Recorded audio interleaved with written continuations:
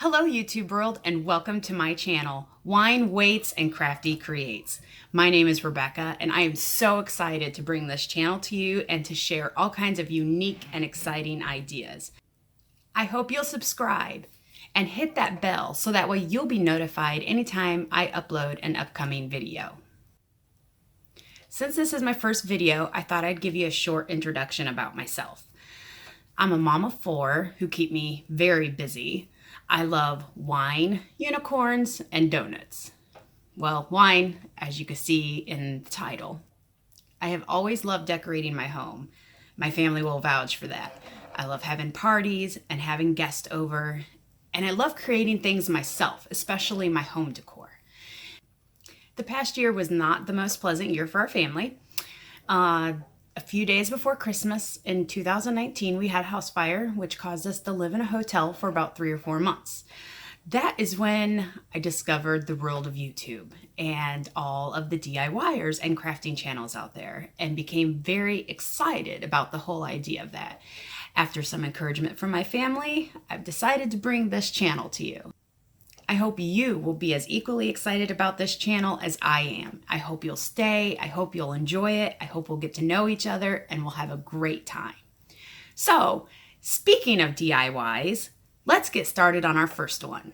Okay, to get started, we are going to be using this Be Brave calendar from the Dollar Tree. When I initially purchased these calendars, I knew I wanted to be able to use every part of them, not just the big sheets, but even the little example pieces on the very back cover. So for this project, we are going to be using the moon for the month of October, since we are going to be going into Halloween next. I had a 2x4 in my garage and I cut it down into 4-inch blocks, sanded all the rough edges and brought it in, and it was ready to be painted. I am painting this one in Waverly chalk paint in the color Plaster. The nice thing about chalk paint is you typically only have to give it one coat. So you're going to save yourself some time there. But paint the front, back, paint it all, let it sit and dry, and then you'll be ready for the next step. Everything else I'm using is also from the Dollar Tree. So I'm using the black chalkboard paint, the Mod Podge, the burlap ribbon, and then make sure you just have yourself a pair of scissors and a paintbrush. So once it was dry, I then laid it down and I took my burlap and I actually laid it on my block so that way I knew the exact size I was going to want it to be, because I only wanted a little square around the front cover.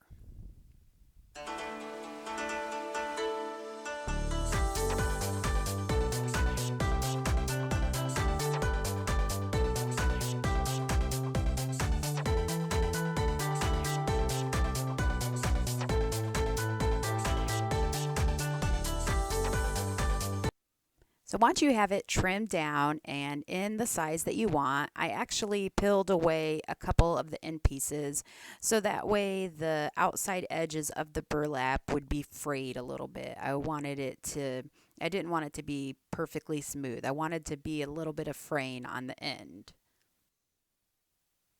Then once I have it cut to the size I want and have it all ready to go, I am actually going to use Mod Podge to put it in place. I tried a glue stick, don't do that, didn't work very well.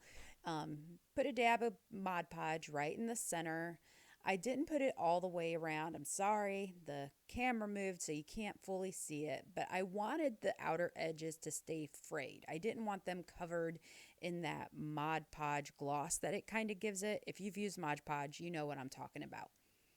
So once the burlap was held down enough in place, I stuck just a couple more dots of Mod Podge on the top to have it spread around enough to cover about the size of the picture I'm going to be putting on it.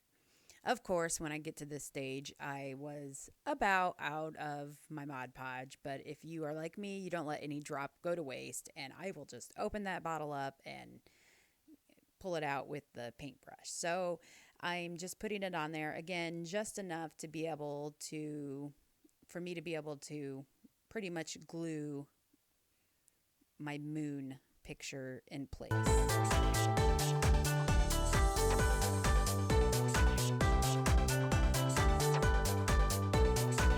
So at this point, you could decide to Mod Podge over the top of the picture. I did not. I didn't want it to have that look. So I've had these for a couple weeks now, haven't had any issues with it coming off. If you press it down good enough, I think it'll stay in place.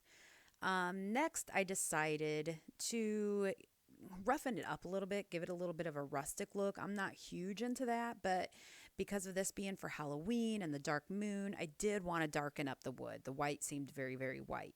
So you'll see me going around all the edges. I really tried to make sure I was dry brushing and not using a lot of paint on my brush.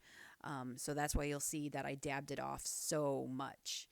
And then I'm going to sand it down because that will really soften the look. The black won't be as extreme and it will look really nice. It'll all blend together. And then I added a bow for the final touch. By the way, I'm not sure what happened with my screen and how it got messed up, so I tried to speed through the sanding so that way you're not forced to look at a partial screen for very long.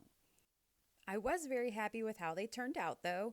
This one is definitely going to go on my 3-tier shelf for Halloween, and I made a few others, so I will show you those as well, and I hope you will all give these a shot.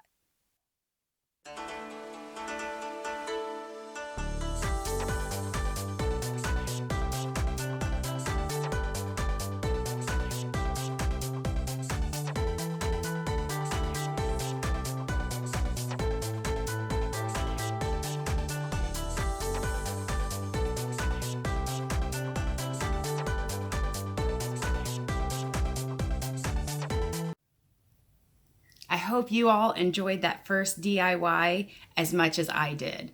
I have multiple of them around my house, and I was so excited to be able to use every aspect of those gorgeous Dollar Tree calendars. So make sure you subscribe again and join me next time.